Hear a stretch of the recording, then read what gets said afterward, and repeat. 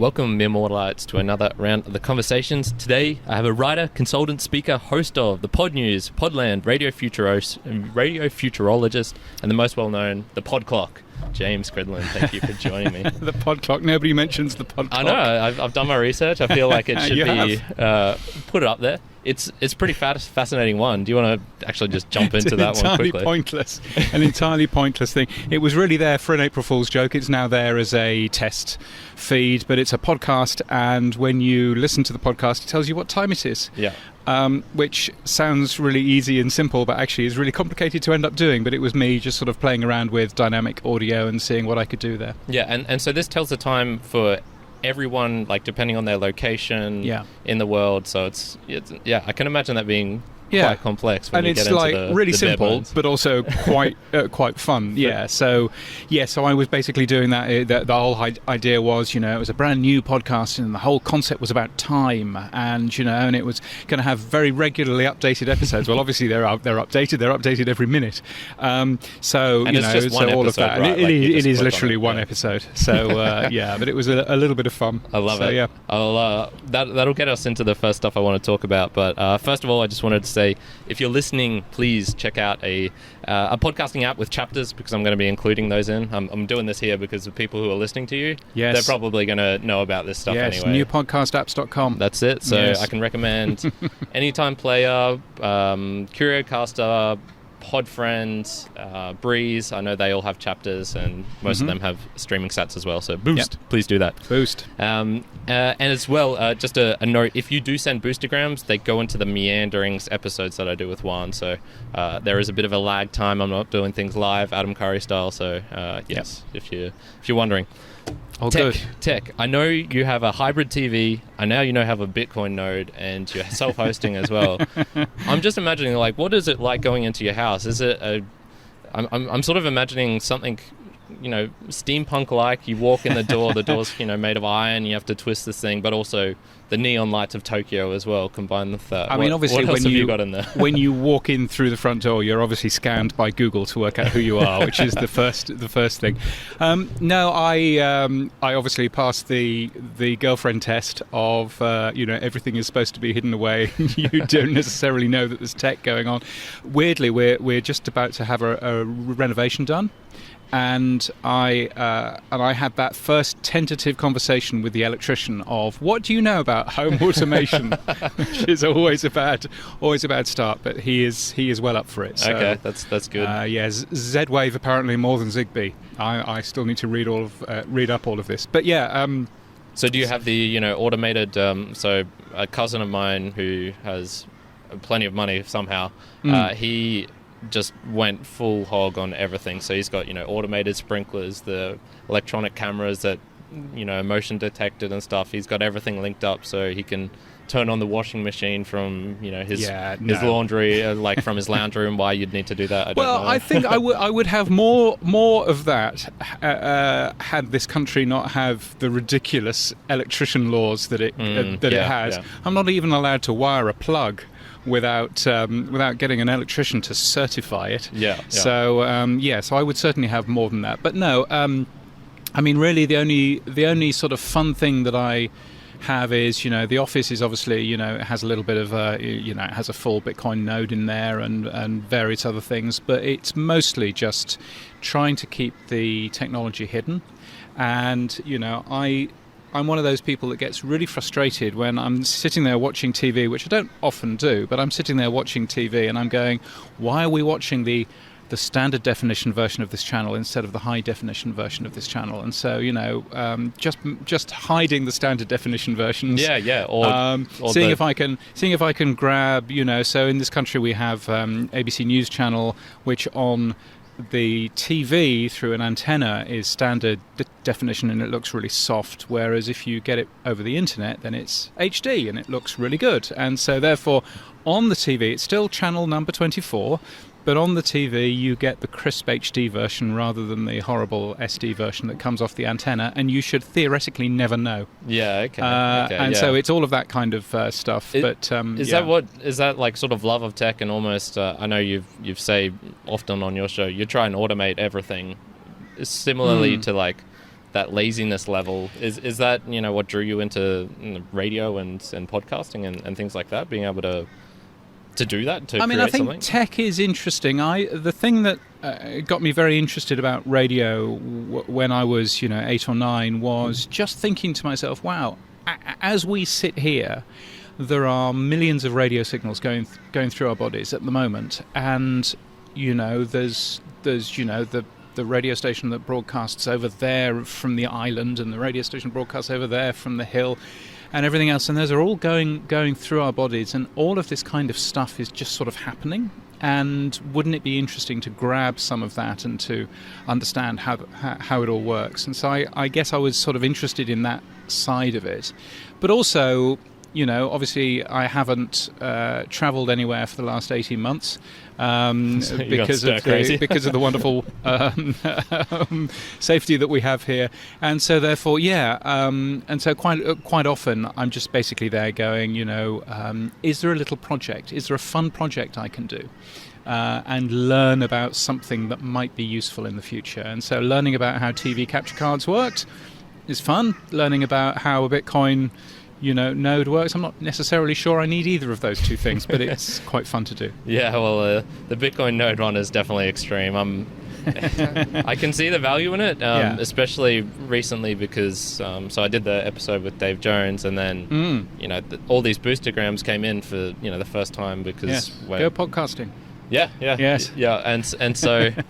But I could see, if I had a node and the technical capability, I could see, when they sent this in, because, I'm just receiving the message. I know it was from the Dave Jones episode, but the stuff I'm getting at the moment's not saying that. So all that data that I know is in there, I know it's there. It's just I can't get it with my level of expertise. And so what I need to do now, so I'm running an Umbrel, which is a neat little node that sits and runs on a Raspberry Pi. But what I need to do is to dive into the code a bit to try and understand how to get the boostergram messages out and the TLV record, whatever that is. And all this kind of stuff. I've heard that word a lot of times, and I still have no idea. So, hoping to learn a little bit from that. But I think, quite a lot of things are... I'm one of those sort of slightly strange people who, to relax over weekends, sometimes codes for fun. And so therefore having the odd project, is usually quite fun just to sort of have a play with. For sure. That, obviously gets into the online space. As I was doing a bit of research for this, I found... I think it was at least 3 YouTube accounts that you've got with your name on it. Right. There's all the hosts that you've got. How many test podcasts have you personally created that are just sort of sitting out there and in the ether? I've not made too many. I think Podclock is sitting there as the test where I can play around with things. But I'm not doing sort of too many of that stuff. But I'm sure that there's a lot of. It's made easy because there aren't too many people who share my name on the internet. And that's very helpful. Apart from a student who I went out for a very short amount of time with this beautiful Canadian girl, and she said, I'll check you out on Facebook or whatever after our first date. I'll check you out on Facebook and whatever, and didn't hear from her for a while. And I thought, what's gone on here? What did I do wrong there? Chalk another one up to experience. Anyway, it turned out that she was talking to a student that shared my name in Bristol. The lucky bastard. So, damn it! I know. James Cridland out there. You've he owes you a beer at least. Or something. He does. Absolutely right. Yeah, well, so my name's Kyrin, which for many years I disliked because having an unusual everybody was name. Pronouncing it wrong, were they? Oh yeah, everyone. Sorry about that. That's Kyrin. Karen, I actually got Karen somehow once in school. Kieran's the normal one, but Kyrin, whatever. Yeah. And I'm called that actually because my mum's name's Susan. She's 60 years old. Everyone is called Susan her age. The lady down the street. I know 3 of her friends are called Sue or Susan. So she was like, I'll give my kids unusual names. That's okay, but I would do the same thing, but I'd probably give my kid one which has a, easily pronounceable weird name. It would have, just something not where you expect it to be Kyrin, for example. It's just easy. But all of the usernames are available to you, I guess. Yes, yeah, which is totally. always handy. Yeah, very, very, very nice. What I think was really drew me into a lot of what you're doing, and the Podclock, for example. I found that fascinating because it's, I suppose, like somewhat pragmatic and practical. Like you've actually just created something and put it out there, and it's something people can go to and see. Like I love that aspect that it's sitting there all the time, and I could go to it whenever, and it's it'll tell me the time. But it's not super useful, but it's I just like that aspect of it. So is that, I don't know, something that's drew you into a lot of the things it seems that you do are really pragmatic, and you can actually just create it yourself and then you do it. Yeah, I mean, I think that there's real benefit in learning how things work and learning how stuff works under the hood. I'm a journalist that writes about podcasting. One of the things that I should do, being a journalist that writes about podcasting, is to at least understand how the technology works behind how a podcast works.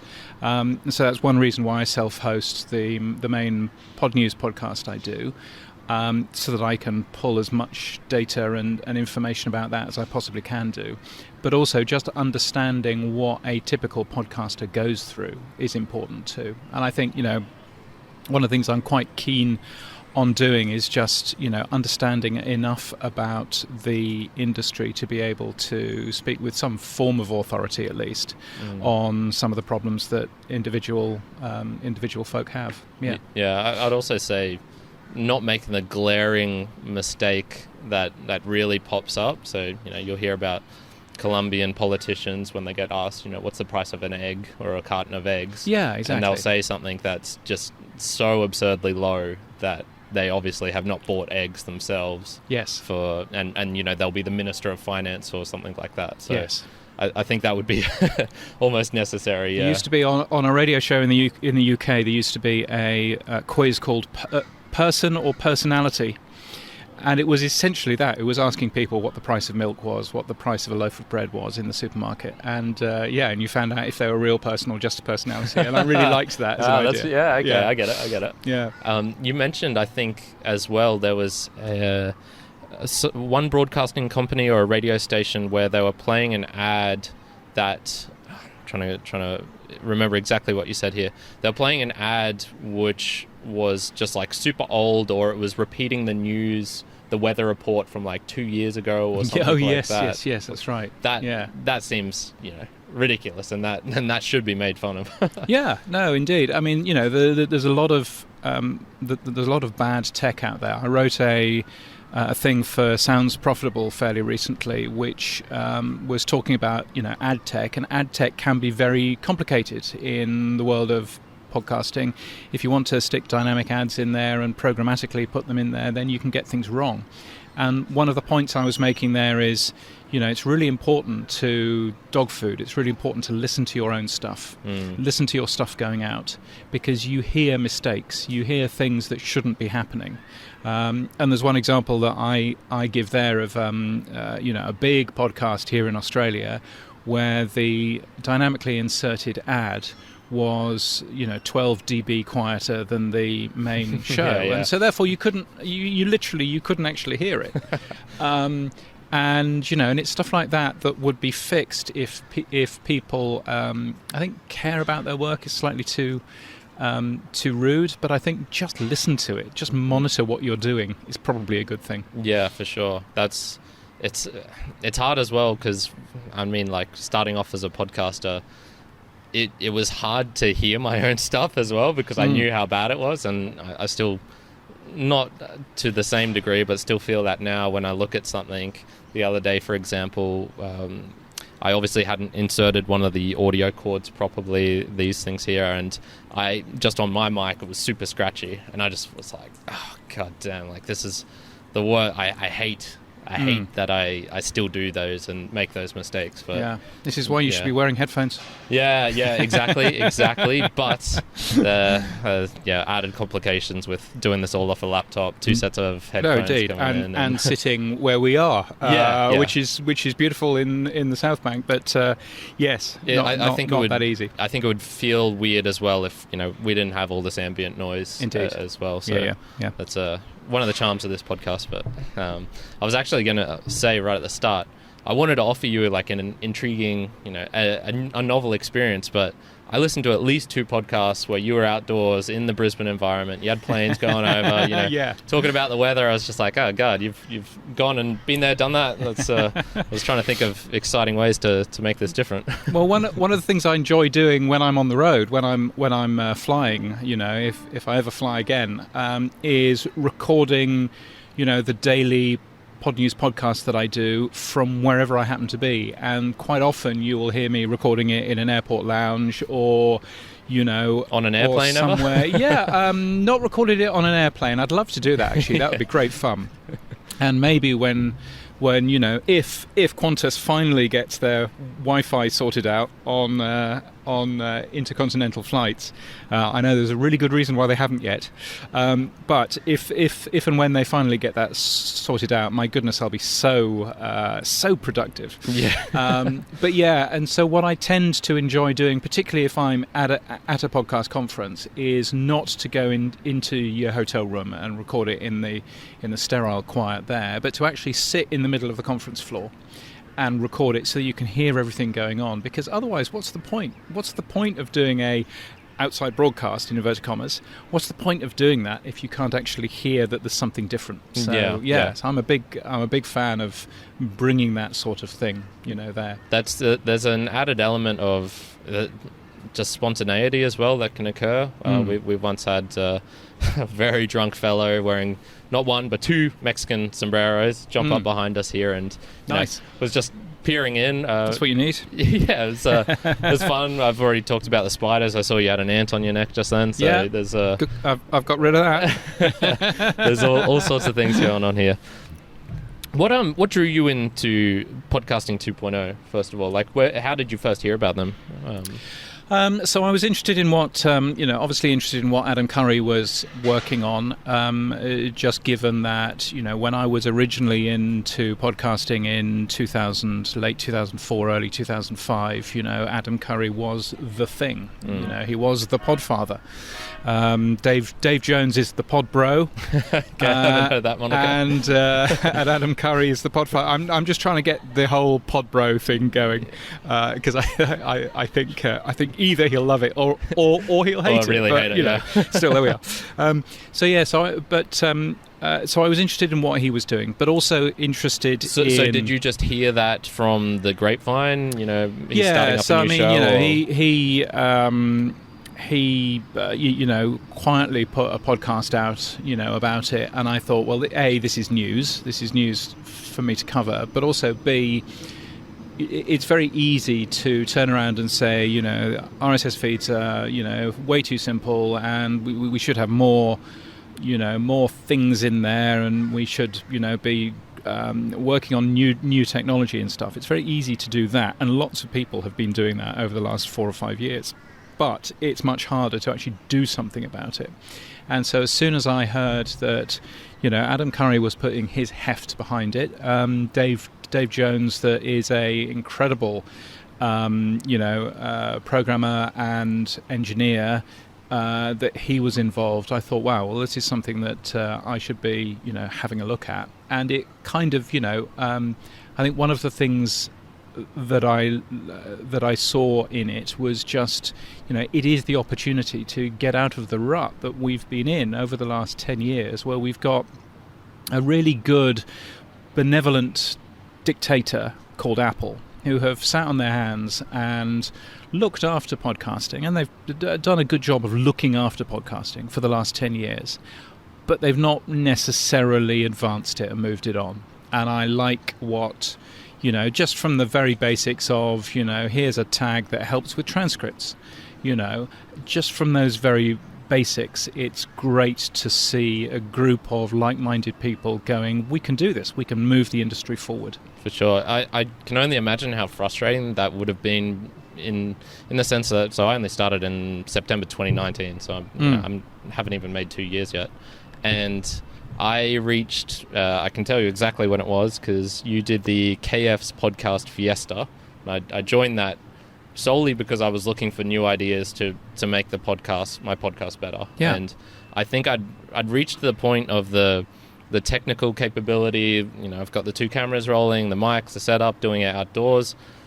Everything that I added to that would have only been a slightly increase in maybe the quality of the audio crispness coming through or something like that. But I definitely felt like I've reached this point of, okay, what can I do from here? Because I'm sort of struggling to make the show better.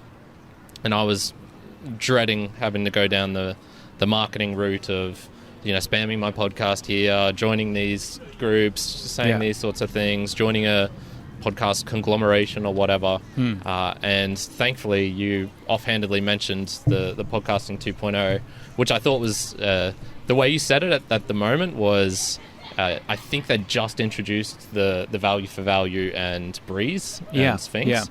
So the way you said it made me just think like, I put my podcast on there and Adam Curry pays me Bitcoin or something like that. Like that was, I just couldn't get in my head how this whole thing would work. So I thought it was the biggest scammy bullshit that I'd heard. Thankfully, though, I got past that and joined the group and whatnot. So yeah, I can only imagine 10 years of stagnation compared to my 1.5. Yeah, and I think I remember when I was. I'd written Podnews for about a year and a bit, and then all of a sudden Apple decided that they would launch some new categories. And it was literally all of a sudden. There seemed to have been no conversation with anyone in the industry. It was all of a sudden, oh look, we're getting rid of these categories and we're using these categories, blah, blah, blah. And all of the podcast hosts were scrambling. None of the podcast hosts had been told about this. All of the podcast hosts were scrambling to get the new categories into their dashboards and everything else for the launch of that. And I was thinking, from a point of view of, where they are in terms of just, consulting and talking with the rest of the industry, we've got to be able to do better. And so I think, the podcasting 2.0 stuff. I think when Adam and Dave were setting this up, they basically had 2 ideas. One idea was the podcast index, an open index that everybody can be in, and the other thing was the value for value stuff. And they didn't really think of, well, we need to expand the podcast namespace. We need to have lots more tags and everything else in there. But to their credit, they understood that the rest of the community was really interested in that, and 80% of those tags are going to fail, but the 20% that succeed are going to be are going to move the industry forward, and I think that's great. Yeah, definitely. Which are your favourite features at the moment that have come out? Which are your favourite new podcast namespace tags, James? Well, I'm glad you asked. Sexy namespace talk over there. So I think the podcast transcript tag has a lot going for it, both in terms of accessibility, of course, but also in terms of SEO and in terms of advertising, because actually if you as a programmatic advertiser can actually know what was talked about in a particular episode, then the advertising in that episode can get much better. It's clearly not the reason why it's been done, but it's the reason why some people are now moving forward and putting that into their feeds to help programmatic advertising. So I think that's a perfect example of a tag that has a great reason for it to exist, because of the whole accessibility thing, but also has a secondary reason of helping the industry move forward in terms of monetization, if that's the way that you want to monetize your individual show. So I think that is really good, and I think also the alternate enclosure is exciting. So the alternate enclosure allows you to not just make one audio file, but to basically say, okay, here's the audio file, but also here's the same show but in video. If you want to switch to that, here's the same show but in a really low bitrate audio file, maybe using Opus or something like that, so that if you are paying for your bandwidth, as many people are still, then you can enjoy this show. You can understand what's going on in a really low quality, cheap way. Is still a fine thing. Lots of people still listen to AM radio. There isn't a problem with audio quality, it's a problem with content. So I think the alternate enclosure tag is, I think, going to be really, really interesting. Yeah, so what that would actually mean for both of those, the transcript one is, you could be listening on your app right now and you could be seeing the words popping up, like closed captioning, essentially on the screen. So accessibility, that means, if you're hard of hearing, you can see, like my dad is, you can see the words popping up with that. And the alternate closure, that would be, I'm sort of imagining there's an app like Podfriend maybe, and they currently have the capability, and currently on there I'm putting up video clips taken from these episodes. You could just switch, all right, I want to watch the video version now. Yeah. Because I would love that so much, because the amount of time I spend putting all of this up on YouTube and then just copying it directly over into the podcasting app. And so it's like, if you've ever used YouTube Music, it's like that toggle at the top where it says audio and video, and you could just click the video toggle, and it would just, all of a sudden you would see the pictures as well. Yeah. And so I think those things are really, are really interesting and simple, and don't change the way that podcasting works, which is the other sort of side of it. And then obviously you've got the Boostergram stuff as well. Boosts, I was always a little bit less excited by, but Boostergrams where you can actually see messages from people coming in. Is it takes me back to the radio days of I'm old enough that people would send in postcards because there was no such thing as text messages, but when I was on the radio, it was a real thrill to get a card from somebody who was having a listen to your show somewhere and felt excited enough about what you were doing to send in a card or a letter to you, and that was a good thing, and that's something that podcasters typically haven't had. And if you talk to any podcaster, then they will tell you that they're secretly quite lonely because they don't necessarily hear anything back from their audience, and now they can, and they can earn through it as well, which is a nice sort of a nice sort of part of that. But actually the exciting thing is, you say something in your podcast and then somebody sends you a message saying I agree with you, or I don't agree with you, or that made me laugh, or whatever it was. Yeah, and it just being able to be done all in one place, which is the main, because we have an Instagram, people can send us messages, and they do sometimes, but it's a lot of effort on their part to go out of the app, find us, click it, whereas there's just that one thing, then you can do it right there. And I think it's a positive thing as well. I think what I've learned now that Podnews as a newsletter goes to more than 2,200 people. Sorry, more than 20,200 people. I was going to say, I thought that was slightly low. More than 20,200 people. I get, the emails that I get are mostly, please talk about my thing, or you said this and it was wrong. And you get very few, there's no incentive for anybody to send a polite email saying that was really good yesterday, I really enjoyed it. Whereas Boostergrams are the opposite. Boostergrams, you are giving someone an internet token, as I call it, as well as a message. And so therefore they are pretty well always going to be positive. Because you're giving somebody a tip, you're giving somebody a token. Yeah. And so actually that's really good. We don't get that enough on things like, I'm not on Instagram, but on Twitter. Every second message is you suck, and you're not covering this bit of the industry enough, or what about the X, Y, and Z people who you haven't covered, and all of that. Whereas actually, just having something which is positive and which is nice in your inbox is a wonderful thing. That's refreshing. Yeah, and unusual. I sometimes get just confusing ones more than anything else on the YouTube comments. Instagram's always been pretty good for me, but those ones are just bizarre. Like I just wonder, like, what's your headspace? How did this come here?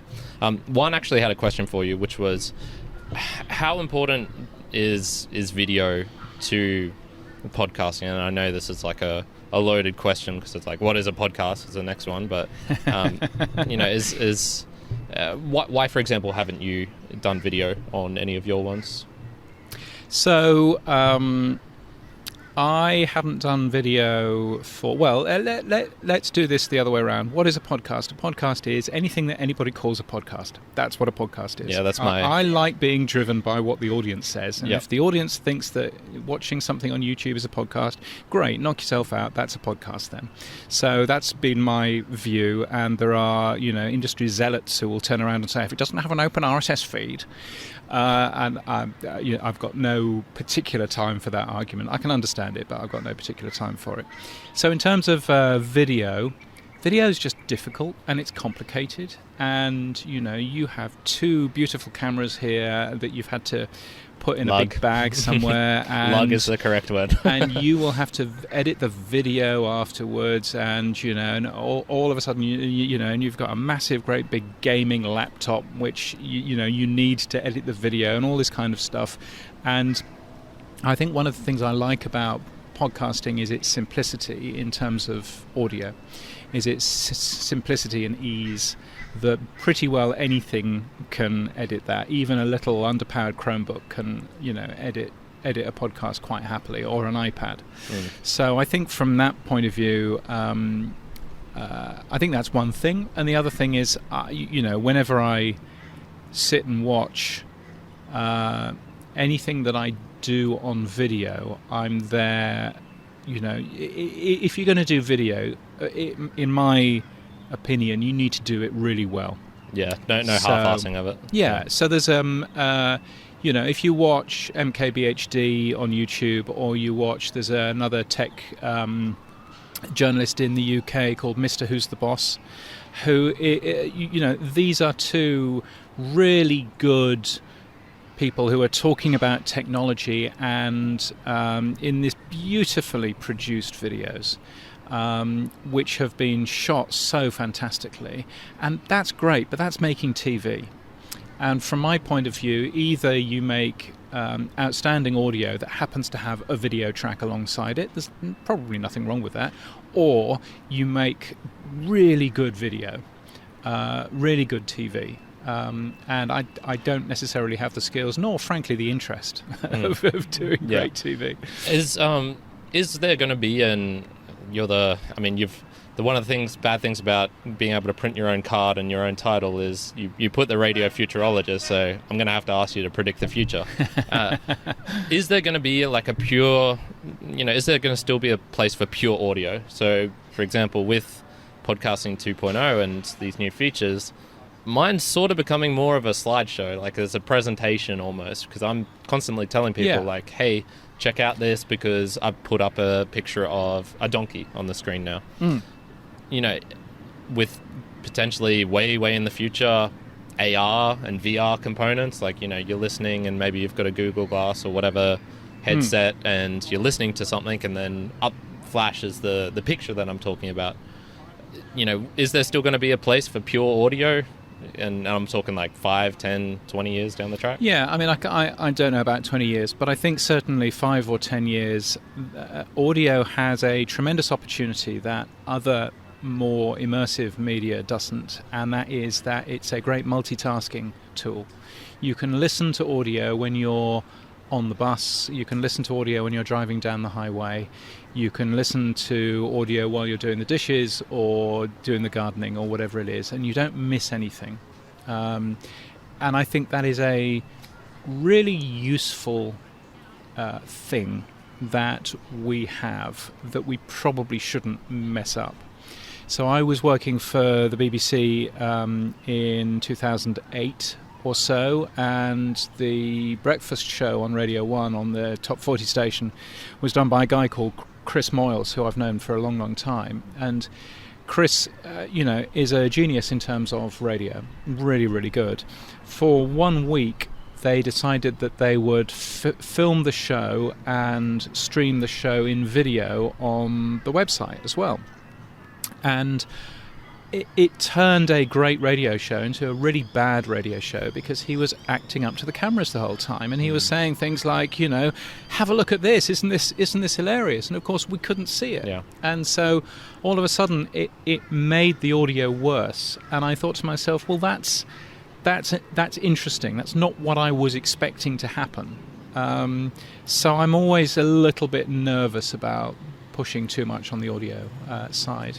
Having said that, I'm automatically sticking the podcast that I do onto YouTube now. It's getting a sensible amount of plays every day in terms of, it's as big as Podcast Addict is, it's as big as Pocket Casts is. Yeah.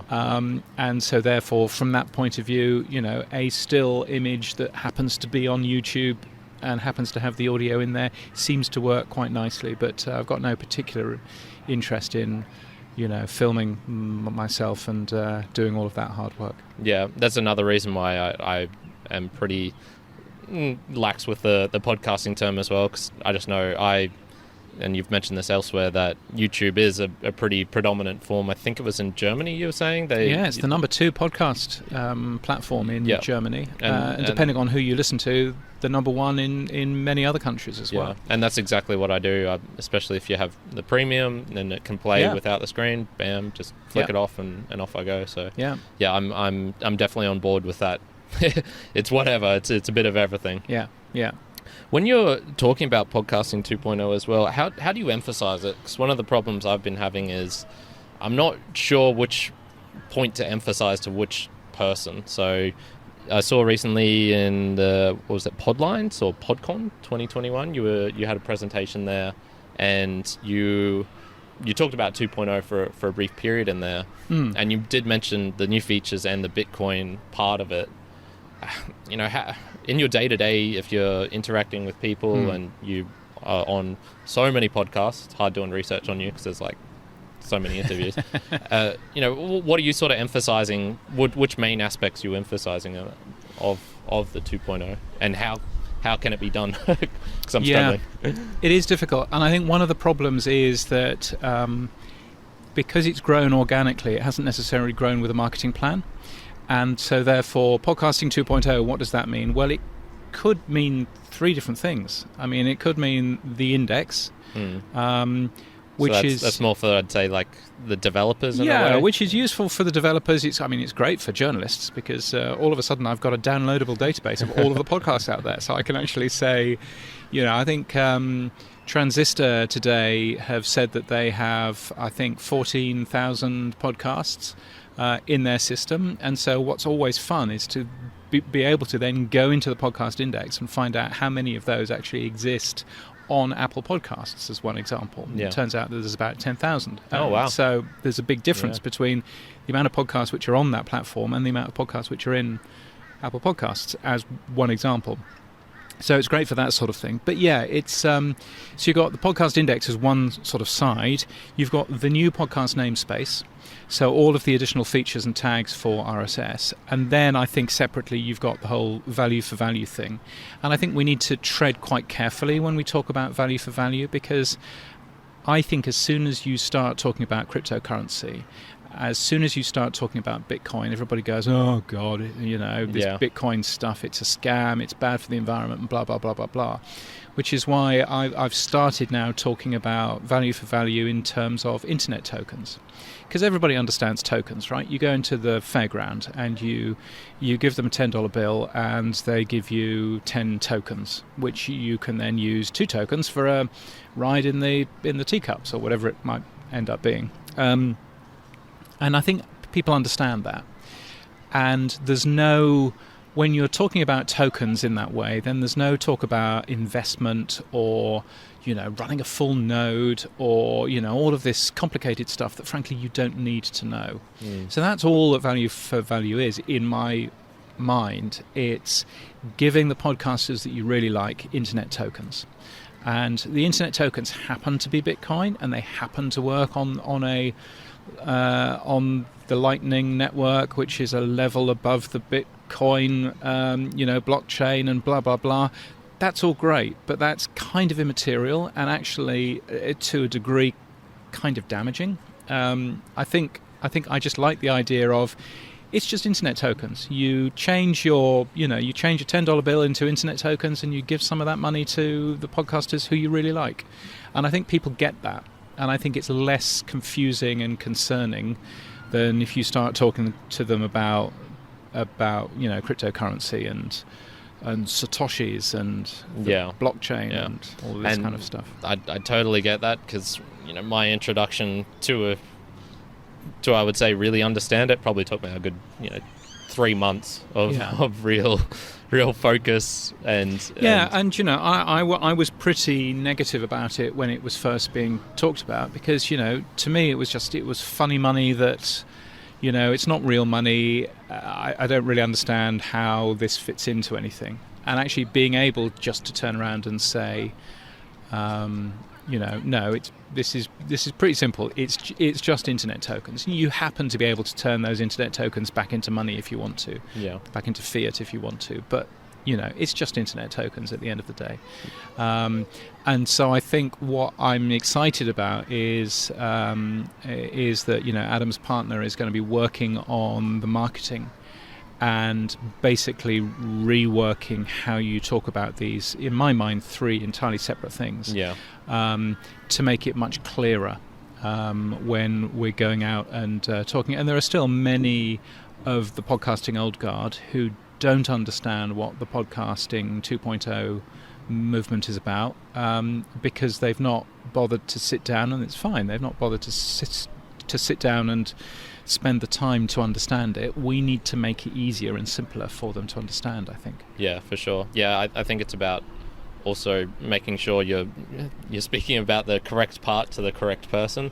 Yeah. So I've definitely tried to introduce a couple of podcasters I know to it, and it's I probably should have emphasized more the feature aspect in that, you can provide this cool thing for your audience. Yeah. This is something unique and new, rather than the value for value. The money side of it, I also like. It's cool, but I prefer more like what's underneath it, the value. It's the boostergram. And when you see proper new podcast namespace chapters working for the first time, you go, oh wow, this is actually this kind of changes the medium a bit. Yeah. And when you see boostergrams working for the first time, you go, oh, okay, I get this now. But there's quite a lot of that I get this now stuff, which it would be nice to lower the amount of. Yeah, that requires many hours of digging into it to get to that level. Yeah, indeed. Yeah, no, absolutely. I was going to ask as well, the 2.0, so like as I mentioned, I'm still relatively new into the whole podcasting world. Has there been other types of movements like this before, and is this, distinguished in any important way from those ones? Yes, I mean, there's always been people trying to launch new tags into the RSS namespace, and those have been normally quite proprietary, and so therefore, seen as something that company over there is doing, and so therefore, why would we want to help that company? Yeah. And so there's been a lot of that going on. There's been a lot of work in terms of open analytics and stuff like that, which have, mostly, if not all, failed. I think the difference here is that it's open, and it's deliberately built so that nobody owns anything. There isn't a central server, with the exception of the index, of course. There isn't a central server that you have to rely on. So for any of the additional features, nobody's going to. None of the inventors are going to get rich from it. But it's open for anybody to end up using, and I think that's that kind of fits with the whole podcasting ethos, which is it's open and it's there for anybody to use. Yeah, I think one thing that really convinced me that I should jump into this more so than I already was Adam mentioned if anyone comes out of this a billionaire, we've screwed up. Like something's gone wrong here, because you really shouldn't have that ability where things conglomerate and it's like a natural law of the universe and whatnot. But you're trying to fight that as much as possible so that everyone can get their share of the pie, if you want to put it in those terms. Yeah, and I think he's absolutely right. I think that actually you win if you're working on tools and standards and things that help the entire industry. And back in my old radio days, it was very interesting seeing how Europe worked versus the US. Europe was always around new standards that were standards open to everybody, and nobody really owned them because they were open to everybody, but people working together to get those standards working. Whereas the US radio industry is all about, I've got this thing, I'll go and patent it. Aren't I clever? I've patented this now I'll go and sell it to other companies and earn lots and lots of money. And that's great. If you want to if you want to do that, then that's absolutely valid. But interesting seeing those two very different ways of working on tech, and and some people consider it to be not the American way of everybody's there to make a buck and all of that kind of stuff. And I actually think working together with other people, a rising tide gathers all boats. Is I think an important thing. Definitely. Podcasting around the world. So there's one thing I also really liked jumping into hearing about Podnews and what you go into. What's some of the weird and wacky stuff? So we've already mentioned that Germans really love YouTube. I think you were talking about Koreans really love radio coming in. Have you got any more examples of things around the world where it's just totally different from what you would expect? Yeah, I mean, there's a bunch of different things. I mean, I think quite a lot of this is because different countries have different cultures, and so I was talking to the CEO and co-founder of a podcast company called Audi yesterday in the Podland podcast, and what he was saying, which I thought was really interesting, he commissions podcasts basically to get made, and he was saying that they have found that there are some podcasts that work everywhere. News podcasts, for example, as long as the subject matter is broad enough, then they will work everywhere. Whereas comedy really is very localized. Yeah, I can see that. And I remember going to, I went on a course to learn how to write comedy, which was really interesting. And one of the things that you learn pretty early on is that American comedy works in a completely different way than British comedy. So American comedy is very much around characters, and it's why the first episode of Friends that you watch isn't that funny. What it's basically doing is it's educating you as to what the characters are. I've never seen an episode of Friends, by the way, but it's educating you as to who the characters are, what their personalities are, so that you understand what makes them tick, so that you understand the jokes in the rest of the season. Yeah. Which is very different to British comedy, which is basically, a man getting slapped in the face by a fish. That's British comedy, which is different, So I think that was interesting seeing. And I think when you look into different podcasting marketplaces across the world, you can also see how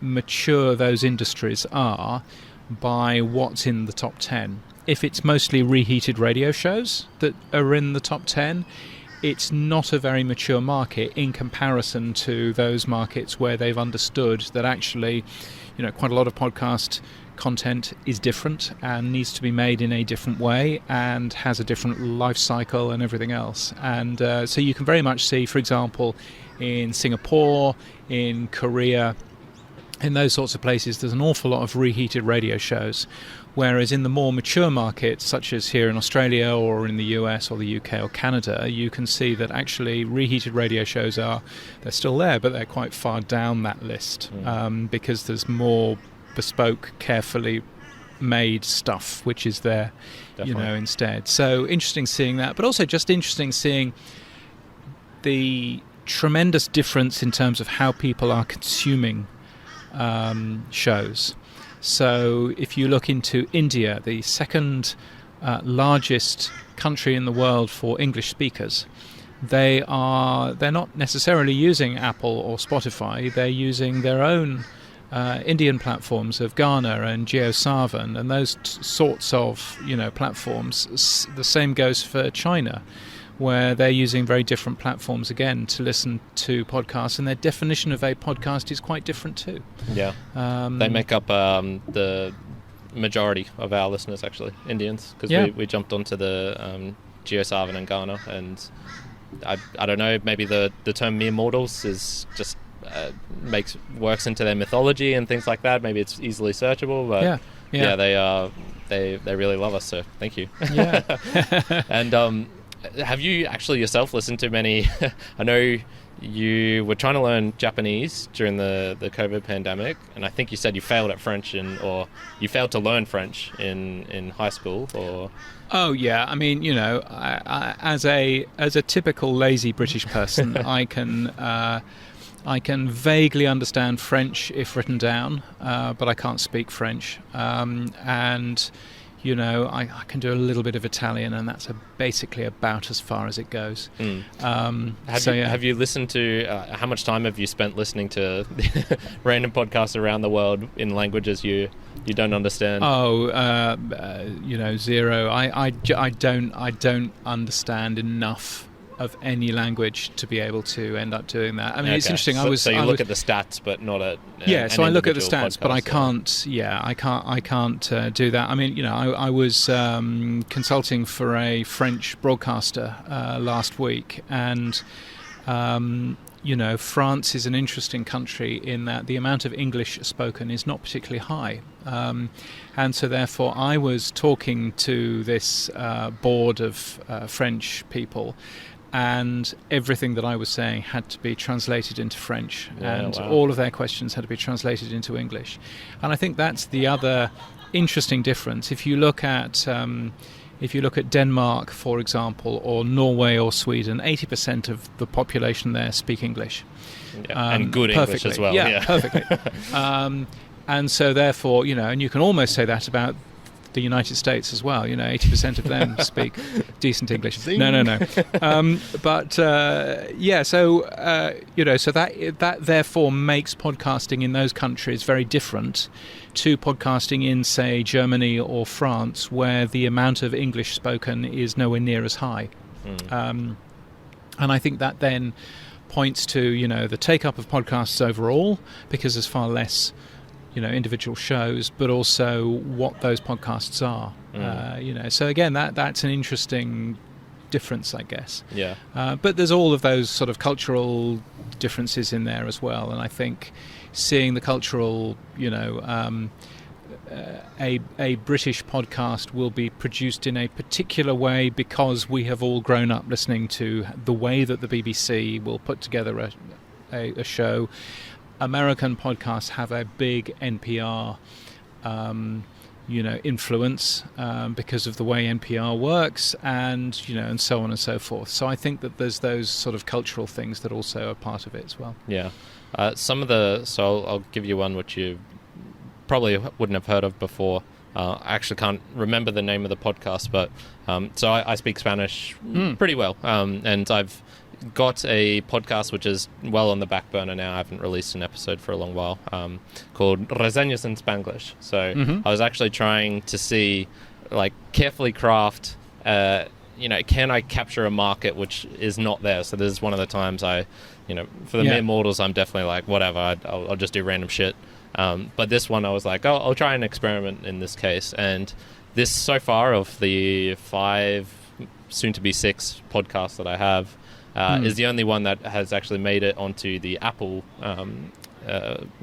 new and noteworthy. I think because I did that Spanglish sort of thing. Okay. Yeah. What that essentially was I have the Mere Mortals book review, so I'm already reading a book, I'm already writing all the notes, and so I essentially just translate that to Spanish and then do it in Spanish. Okay. But it's coming from an Australian point of view, obviously, so it's sort of got that Spanglish element, and I definitely forget a lot of words, so I just say the English one because I'm like, whatever. Yes. But I think it's funny where you can have these really niche ones as well. I listened to, there was these 3 Mexican/American girls in, I believe it was Texas, or right on the border, and they did proper Spanglish, so they would say one sentence in English and then another sentence in Spanish.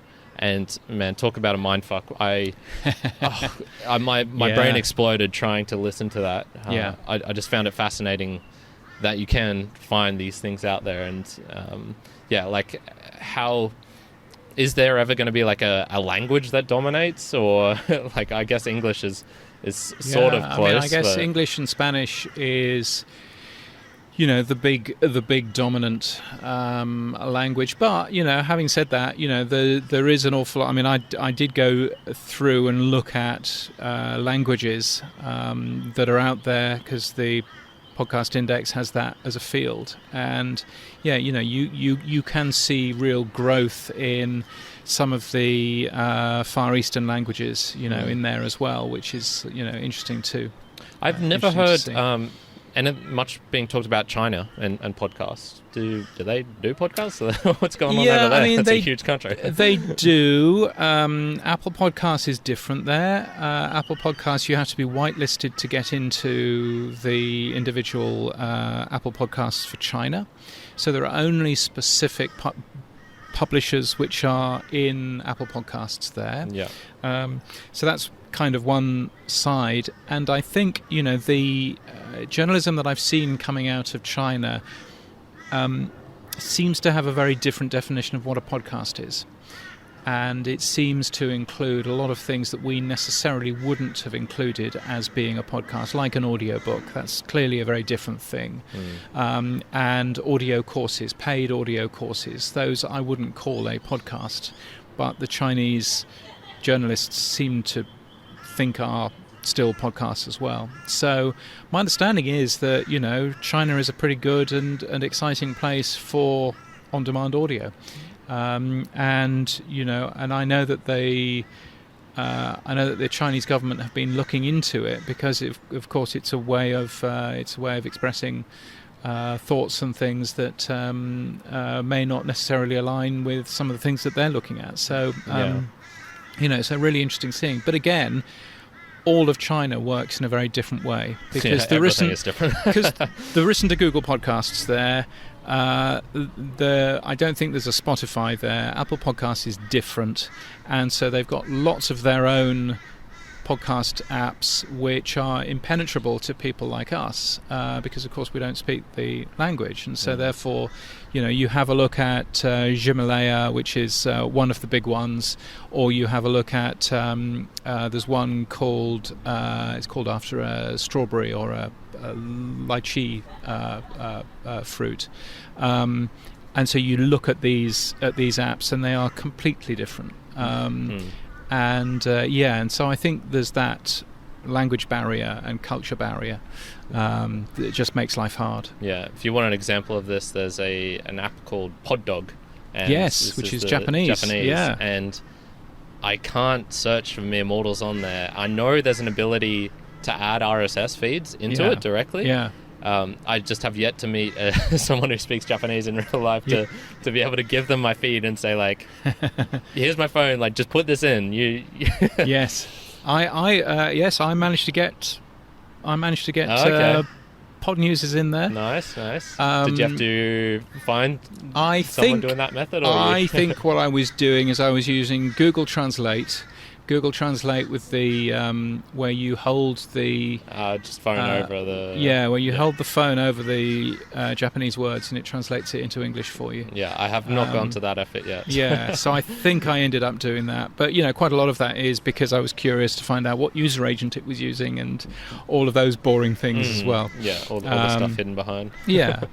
So agreed. And I think that's the interesting thing. As soon as you leave the countries with the Western alphabet and you start looking into Korea and China and Japan, then things are so different, and the apps that people use are so different as well. And my guess is that quite a lot of the kind of culture that we have in terms of podcasting is different for them too. So yeah.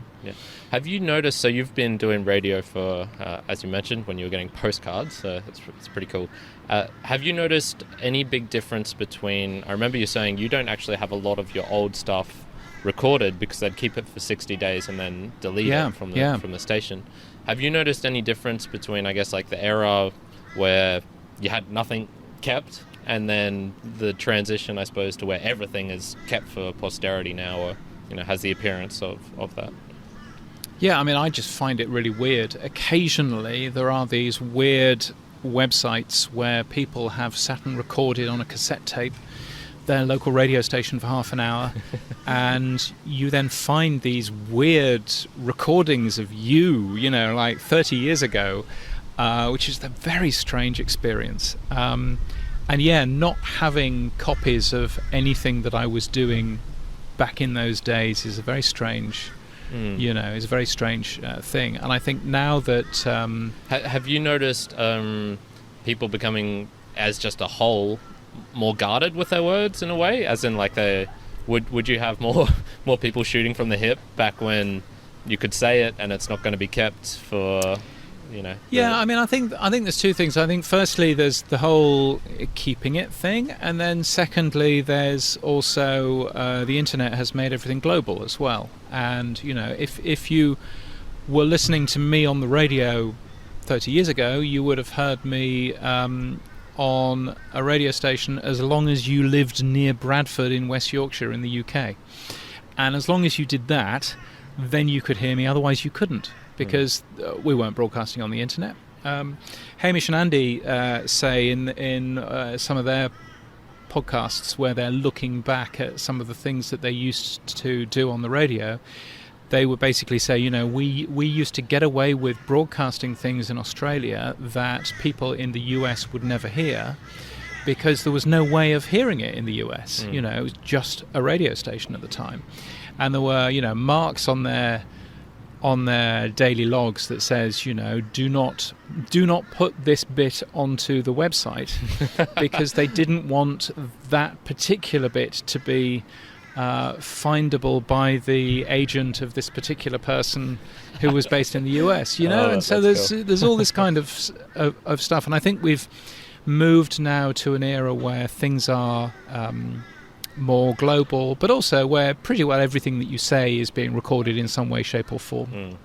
There was a story that I covered a couple of weeks ago of a known bad actor in the industry who was just slagging a company off in a conference speech. Now, normally conference speeches, are watched by the amount of people who are in that room, and then that's it, and you move on. And this particular person, he was recorded saying what he ended up saying, and it's ended up costing the company that he works for a lot of money because other companies have gone, we're not dealing with this guy anymore. And the only reason that that's possible is because the whole thing was recorded and was able to be played back. And so I think we just need to be more careful. I used to run a little script on a Raspberry Pi at home, which used to automatically every day go in and delete tweets that I had sent. I remember you. And so I got rid of pretty well all of the tweets that I sent over a 15-year period, which is quite interesting to end up doing. Just because, that won't have got rid of them, but it'll have made it harder for people to go back and rather boringly, pick fights about something that I might have said 13 years ago. And which you probably don't believe now, or you. Yeah, I mean, there's plenty of times where I've changed my mind, and I think that's one of the sadnesses I think that I notice now, is that it's seemingly bad to change your mind.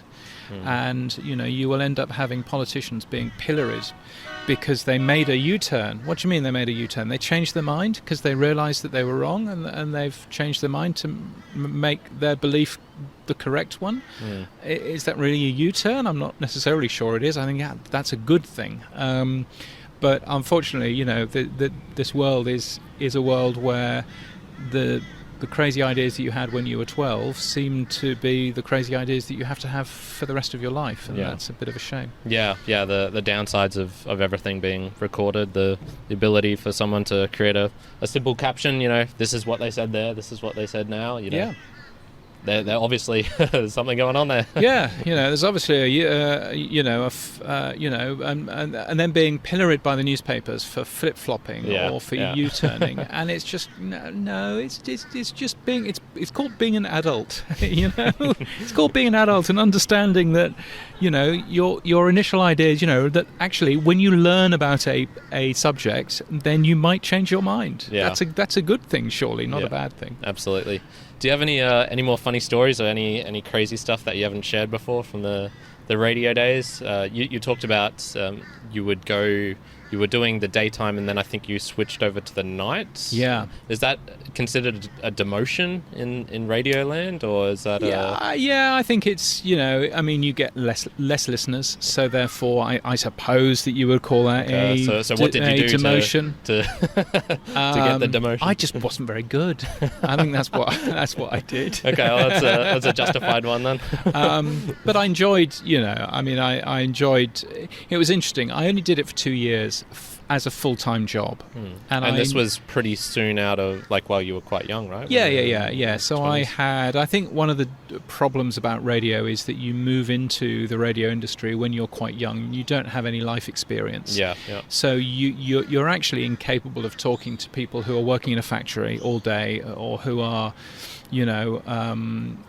doing ordinary jobs, if you like, because and you're there on the radio, and you're there talking about this great music video that you watched yesterday on MTV, and my program director would come over to me and say, nobody watches MTV, James. No one watches MTV. This was in the days when it used to play music, and I think so that's a sort of an interesting sort of formative time. But I think one of the things, coming back to boostergrams, one of the things that I used to really enjoy was hearing from my audience. And when I started doing the evening show, I made a big thing about my birthday, because I thought, wouldn't it be funny if I could, promote my birthday as if it was the biggest thing ever, and see how much presents that I could get from the audience. And so I, promoted my birthday, and it's only 4 days till the biggest day of this year. It's going to be my birthday. Here's the address if you want to send me something. And literally, I was doing that as a joke. Obviously as a joke. The following year, and so my birthday's in March, and the following year I had realised that this was not a job that I wanted to do full time, that I enjoyed doing it, but it wasn't a career.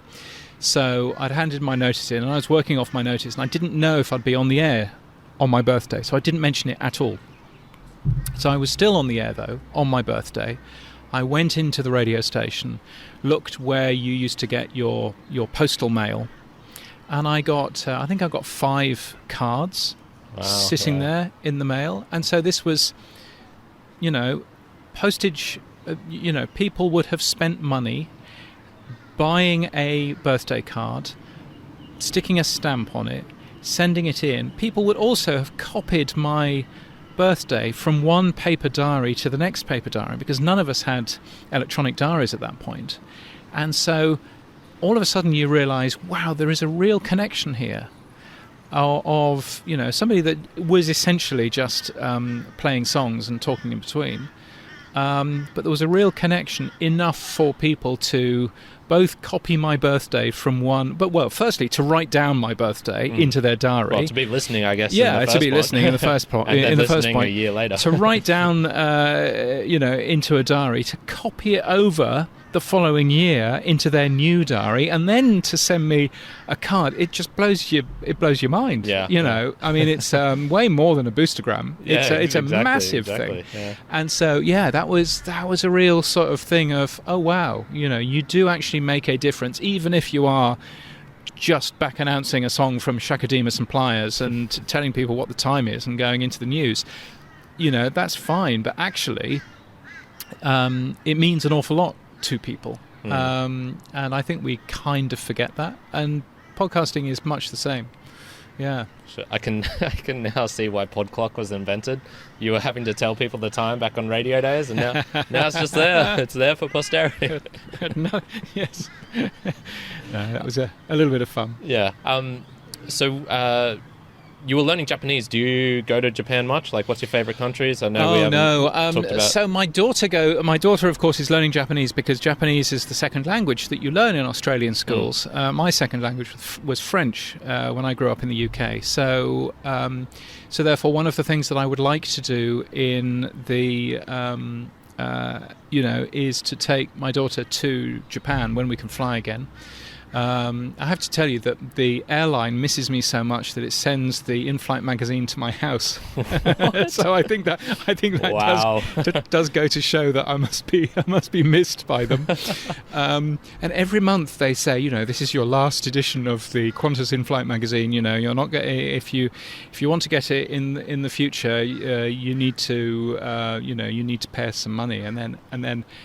Another month comes and they send me another one. And it's kind of they must be sort of slowly eking out the people who But yeah, so I'd like to take my daughter to Japan. I think that she would find that amazing. So so that's one of the things. You've been to Japan? I've been once. Yeah. I've been once. So I did when I left. I worked for the BBC for a couple of years, and that killed me. It was a dreadful, horrible place. And when I left, I basically had to take a break from everything for a while, and one of the things I did is I just took off and went around the world for 6 months, and that was amazing.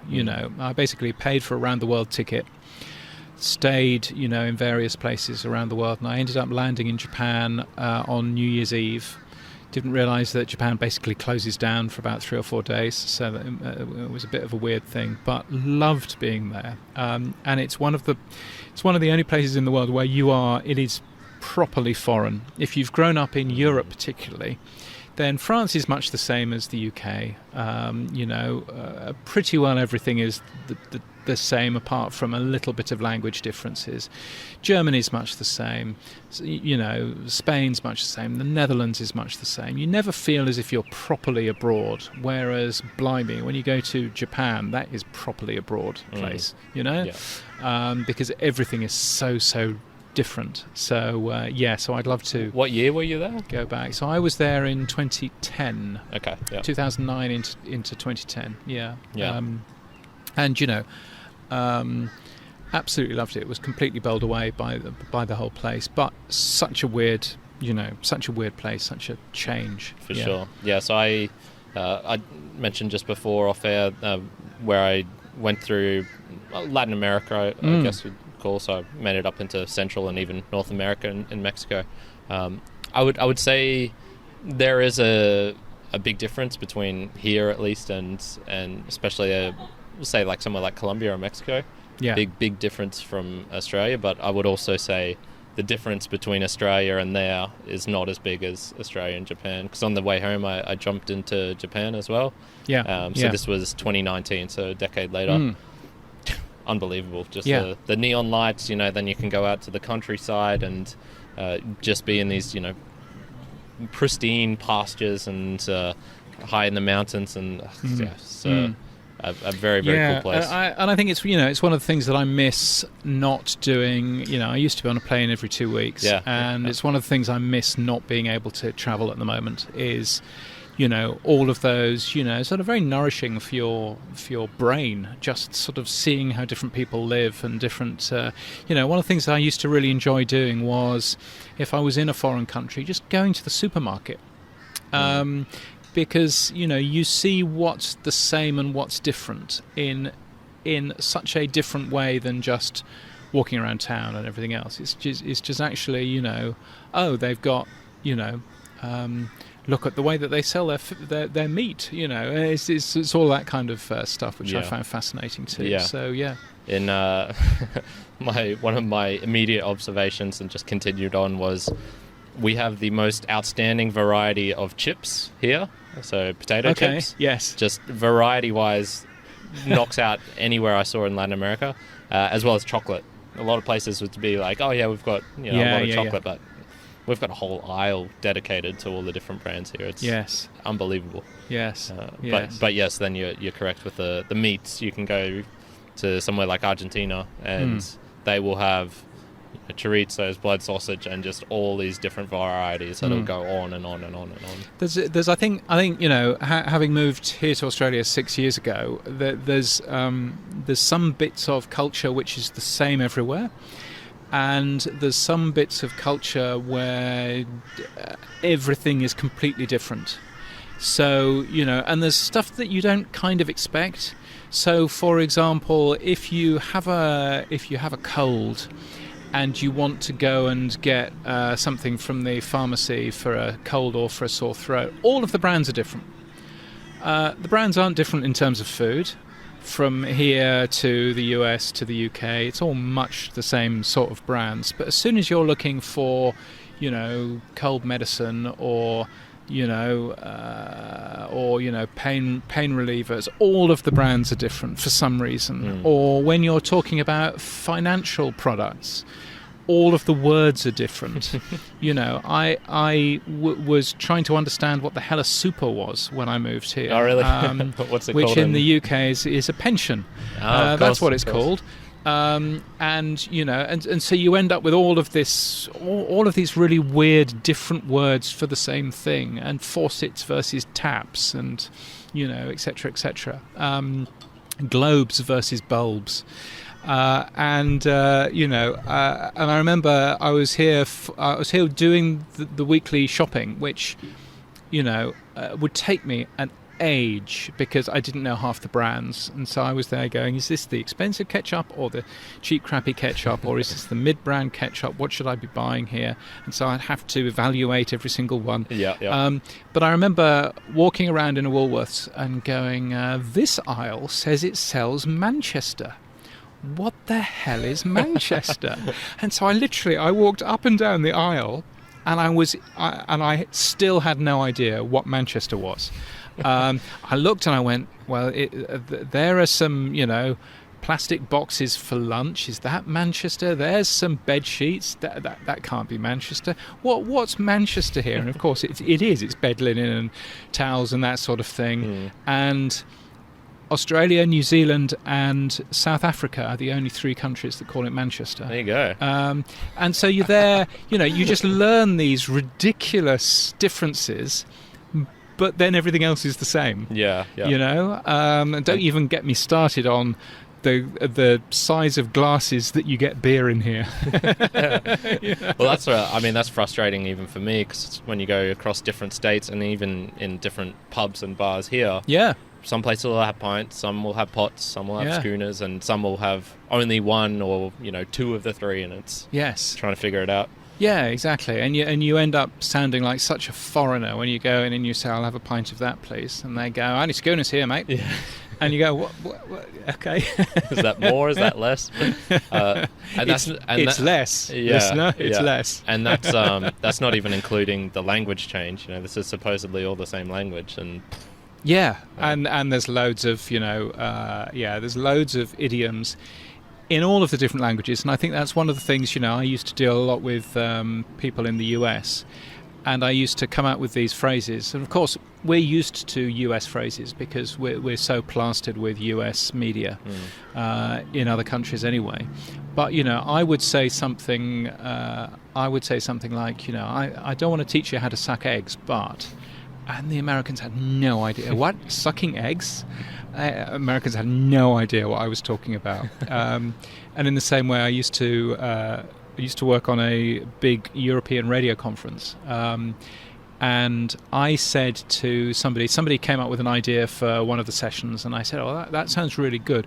Would you mind just putting a bit of flesh on the bones on that idea and for our next meeting? And he was Danish. And he could not understand what on earth. Flesh? Bones? Is he telling me that it's a bad idea? Is he telling me it's a good idea? What does he want from me? And it's just all of these idioms that we use, which really make it obvious that you're not from around these parts, are you? Yeah, when you get into learning other languages as well, some of the stuff that comes up hilarious. Yes. Hilarious and strange, and feels uncomfortable in many ways. And you're like, I'm not sure I want to say this. It's when you talk to folks from Sweden, and they translate an idiom in Swedish into English, and you're just there going, what? I actually was doing this last night because I was thinking, how would you say same shit, different day in Spanish? And I know how to say it, but I know it just comes out terribly, just not wrong. Yes. Here's a little fun fact for you. You actually become more intolerant / racist / abusive when you're speaking another language, and especially swearing in another language, because you don't know the harshness of the word. Yeah. So I know a fair few Spanish words now, to insulting ones, but I refuse to use them, basically. One, because I don't want to come across as too uneducated and sort of etc. But I also just don't know how bad they are. I don't know if this is something I should be saying to this person, because... And that's actually a common one that comes across in language. And similarly, there's a list of banned words in US broadcasting, and one of them is tits. That's not a scary, that's a funny bad word. But it's one of the words that if you say that on American radio, you will get you'll get your radio station closed down. Wow, there you go. And you just think, really, how does this work? Whereas, here in Australia, as long as you say before you play a song with lots of swears in it, as long as you say, oh, by the way, this song has some bad language in it. As long as you say that, then you're fine. And I'm there listening to all kinds of stuff going out on the radio and going, how are they getting away with all of this, Oh, that's good. That's good. You're obviously the master of the spoken word and of audio, but I have not yet heard anyone ask you about the written word. Seems neglected. Any favourite books? Any favourite things you like to read? Oh, I read an awful lot of tedious blogs, but I read that book by Aldous Huxley called Brave New World. Yes, and I read that recently, and I probably should have read that a long time ago, because it's supposed to be one of those books that you ought to read if you're interested in where the future's going. And George Orwell's, of course, 1984, my favourite book, which is a great book. But and Brave New World, I was, it is spoiler. It's a bit more dark, but it's also, it does leave you with some interesting thoughts. Yeah. And so I very much enjoyed that. I think that one of the things that I've discovered, which I really like, is there's an app called Libby. And Libby is a free app which you can download, and if your local library has access to it, as ours do here, then you can basically get loads of books to read. You can get audiobooks to listen to, but you can also get magazines, and all completely free. And so I've been using that to read The Economist every week. And The Economist, I always thought was a very stuffy, magazine all about finance, but actually it's just really interesting quality journalism of the type that we don't really get anymore. I picked up a copy of The Australian a few times and then realised that it's a tabloid newspaper that looks like a broadsheet, and realised that was a bad thing. Whereas The Economist is proper good journalism, and so actually what I will quite enjoy doing, my Saturday morning routine will be to curl up on the deck with a coffee and reading The Economist on the screen. And what do you really use? What device? So the best way of doing it is either an iPad, or I use a Chromebook, but a Chromebook tablet. So that's got Android on there. Yeah. I was going to say, have you invented your own?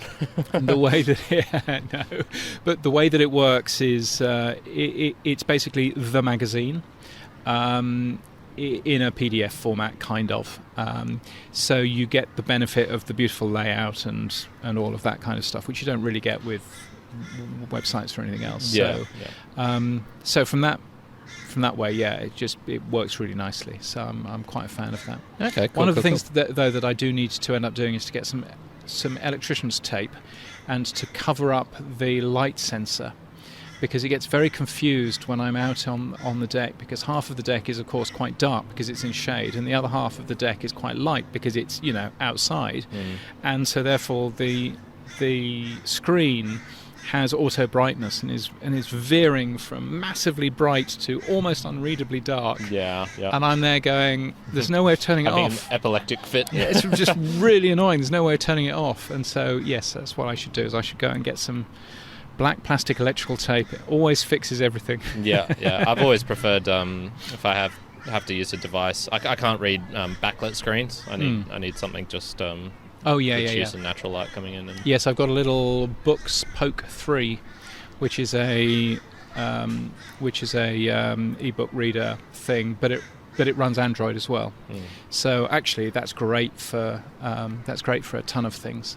Yeah. And so although weirdly, but probably the way that it's supposed to be used, when I'm reading it in bed at night, it makes me fall asleep. Which is probably a good thing.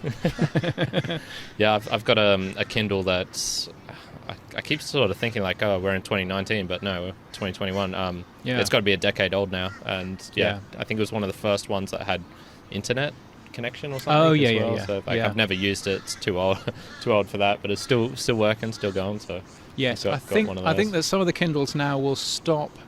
I know it's the 3G Kindles. If you ever owned a 3G Kindle, it came with free 3G data, which was astonishing.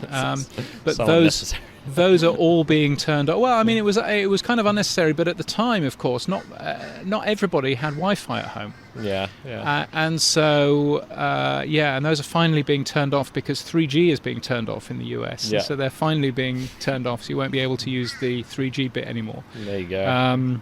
But I think, a good ebook reader is something that, I've been through a couple of Kindles, and then I went to a Kobo, which are much better because they're, far more open. You can do far more with them. And now I'm with this books thing where, I've got a choice of reading apps. You can put Libby on there as well if you want to, and there's BorrowBox, which is another one of these services, which you pay for through your taxes.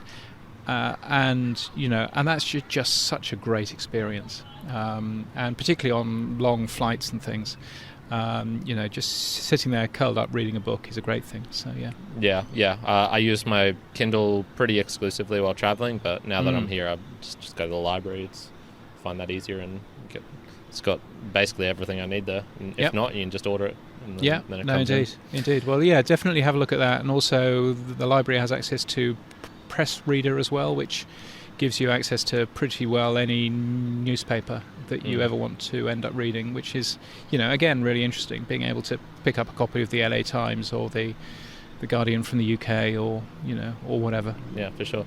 What's something you wish people asked you about more that you're intrigued talking about? I have a real thing about automating to get rid of the dull things, to free yourself up for more creativity.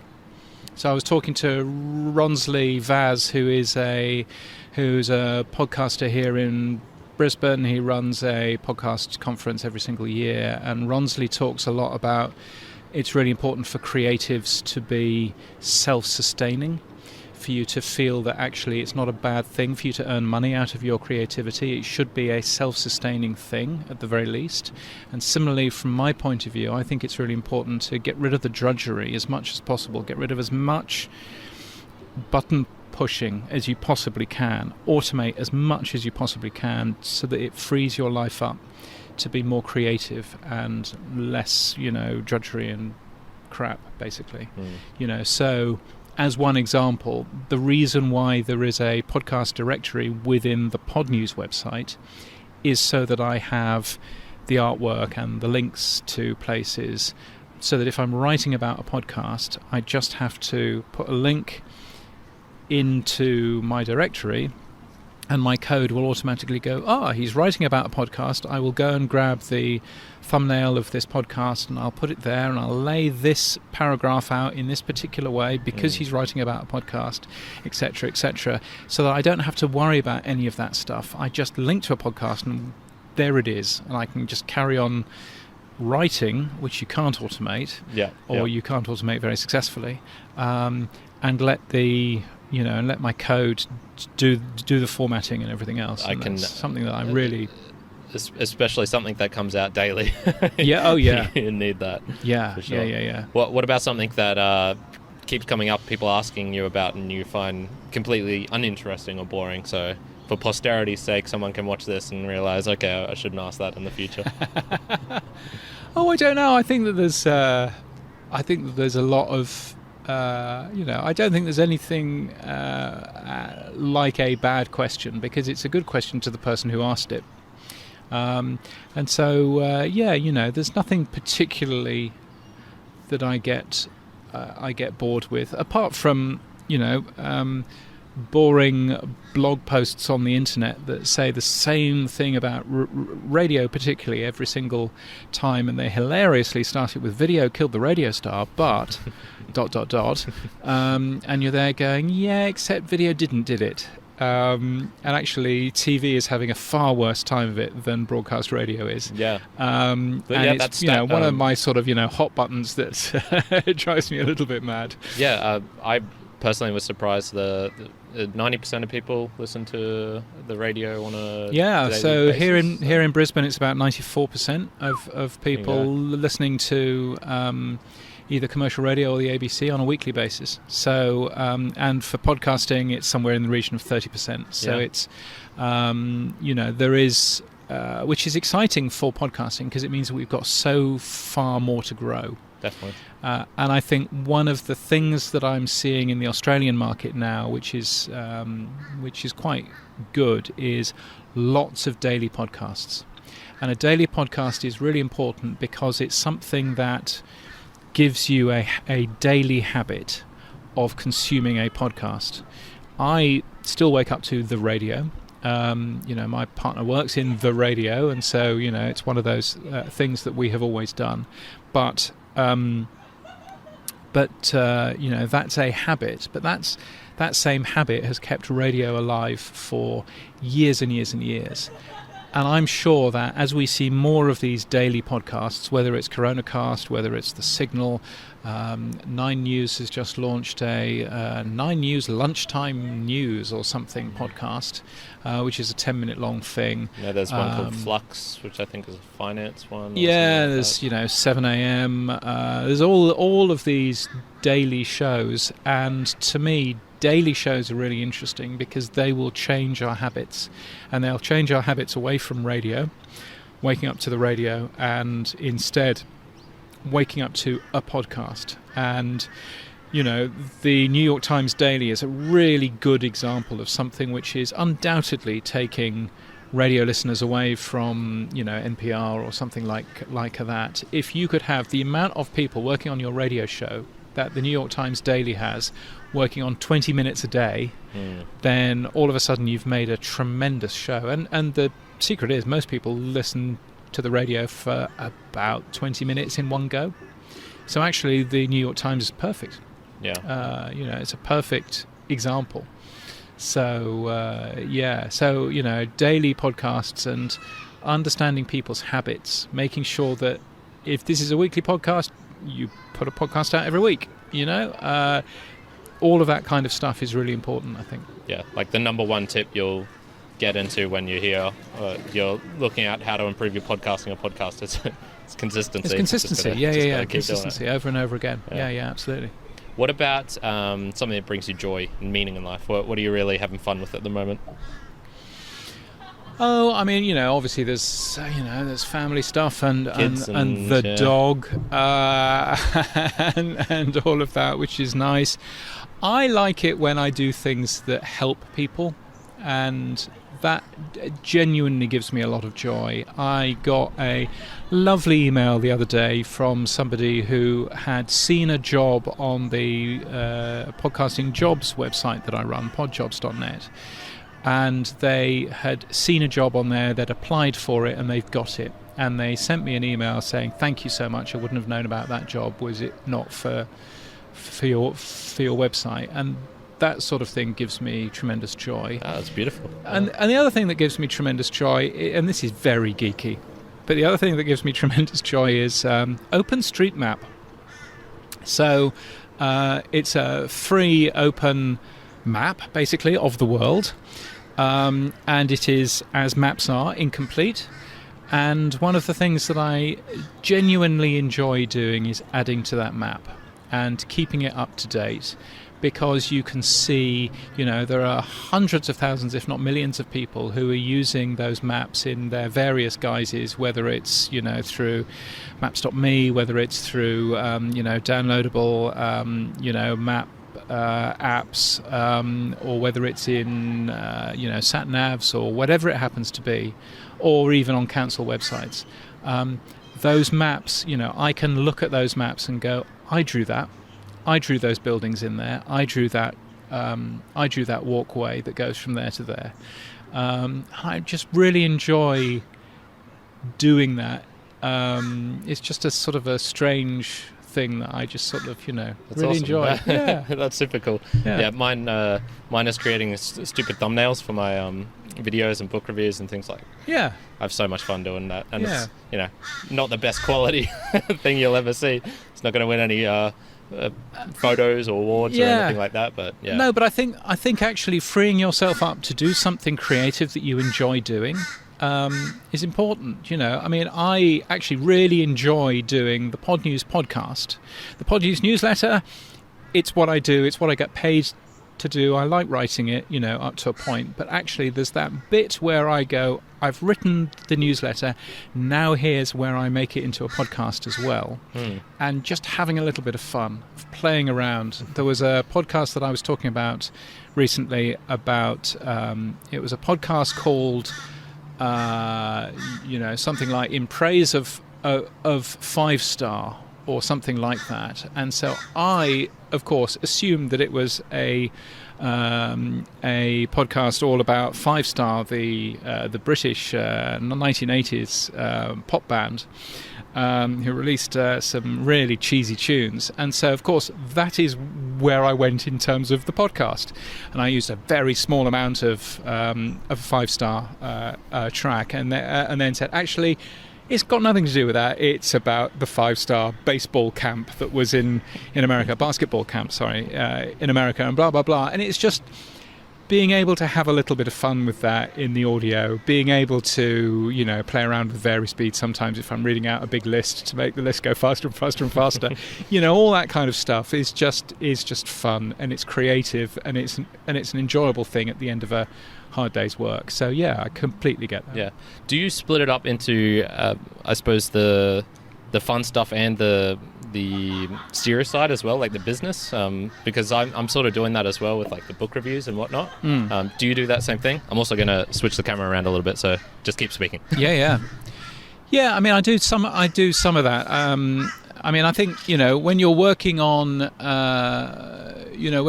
on something which, sometimes you have to be very, very serious, but also sometimes you don't necessarily have to be serious at all. Sometimes you can get away with pointing out how ridiculous something is, or being a little bit snarky. And I think that people expect there to be just a little bit of humour every now and again. That's the things that I get the most amount of feedback from. I just have to be careful not to be too overly too rude, but so there's a little bit of sort of building that sort of thing in there. Well, sometimes when the amount of news is just a bit too much, it's quite nice to go, actually, I'm going to stop doing this for half an hour, and I'm going to go and code something that would be fun on this website. And doing that instead is quite, is quite nice to be able to go away and do that. Yeah, I find the same thing. I mean, probably one of the reasons I'm not working right now at the mines like I used to, which was just there was no off button there. You always had to be designing, or you're in the office and you're always doing this. Yeah. Mining's even different because you're stuck out in a mine site. You can't even go out. Yeah. So you can't really go anywhere. Yeah. I mean, I used to give, when I was looking after a few teams of software developers and writers and stuff like that, I used to deliberately say, right, you've got the equivalent of an afternoon a week for you to do whatever it is that you want. And if you need stuff for me to help you, then come and ask. But you can do whatever it is that you want. The only thing that I would ask is that it has to benefit either you as a person or our department. And so go away and do that. And so, and I used to really enjoy doing that, because some people would learn a new skill that they didn't have. But some people would come up with some really good ideas that we were actually able to, as part of learning a skill, we were able to bring in and use to earn ourselves some cash. So there was a point where we were on the 6th floor. The coffee and tea was on the 3rd floor. Right? This is important. And so one of my developers, I said, what are you doing for your 10% time thing? And he said, I'm going to add something to our content management system. And I said, oh, right, okay, well, I'm looking forward to it. And what he added is he added a little button that said, I'm thirsty. And you would press the button, and it would send out a email at the time, because we weren't using anything like Slack or anything, because that hadn't been invented. So it would send out an email saying, Duncan's thirsty, is anybody else thirsty? And you had 5 minutes to press the yes, I'm thirsty button or not. And then it would automatically send another email out going, from the people who are thirsty, here's how they like their coffee or tea, chosen good. At random, here's who's making it. And it was just a bit of fun, and it was a tool that we used all the time, and it was a fantastic tool, and we ended up selling that to KitKat. We made a version that anybody could use, and we ended up selling it to KitKat for thousands of pounds. Wow. As a feature on something that they had paid for. And it was, just a really good example of just sort of, somebody just coming up with a ridiculous idea, but actually was really helpful to us. Or, we had somebody else that just literally wanted to know how Google Maps worked, how the Google Maps API worked. And so he came up with this idea of, it was a rock radio station, so he came up with this idea of a rock pilgrimages section on the website, where you could have a look on the map for things to do with rock music history that were close to you. And so, if you were in Devon, then it would show you the studio that Muse had recorded their latest album in, or if you were, in the centre of London, here's one of the studios that the Beatles recorded in, and here's the phone box where David Bowie was on the front of blah, blah, blah. And so, he built all of this. He learnt how database worked. He learnt how the Google Maps API worked. He learnt all of this stuff, but he also made some amazing content for the website that, again, we were able to go out and get paid for by a large hotel chain. But it wasn't us trying to answer the hotel chain's brief. It was us, it was him basically saying, I want to learn how to do this. And it ended up being something that was really cool. So, and I used to love allowing people to do. There were plenty of things that people did which were just a complete waste of time, but that were good for them to learn how to do, additional things. So yeah, there's a bunch of stories from the mining industry about very similar thing. People trying to save their own time, their own skin, like safety features and things like that. Yeah, and they just do it on their own time in their warehouse, in their backyard or whatever, and then they end up creating a new vest or a new type of hard helmet or something like that, and then off they go and make a lot of money from it. Yes. Anything related to safety, especially. Yeah, sure. Sure. Thanks so much for joining me, James. It's so much fun. It's been great. I've really enjoyed it. Yeah. It's been nice to be out here. I was going to say we'll avoid the weather talk, but now that we've reached the end, we can talk about the weather all we want. Man, what a beautiful day. What a beautiful city. 29 Celsius. Yeah. Which, if you're American, is hot. Yeah. for people who want to find more about the Podnews and Podclock and all of these places, where should they go? Podclock in particular. Podclock. If you really want to go and search your podcast app for that, then that's cool. I was actually going to give you a dare if you're feeling really dangerous to try and direct people, but without using the word pod at all. I think you would be pretty stuffed. Yeah, I think that might be a little bit hard. So if you want daily news about podcasting, then podnews.net is the place to go, and it's a free newsletter which you should go and get. If you're more interested in the radio bits of what I've been talking about, then I do a radio newsletter every single week as well, which might look surprisingly familiar in terms of the podcast, in terms of the website layout. Well, surprisingly familiar. I wonder if it's using exactly the same code in the back end. Oh, yes, it is. No, surely not. So you'll find that at james.crid.land. And I'm on Twitter and various other places as well. Awesome. Thank you so much. Thank you.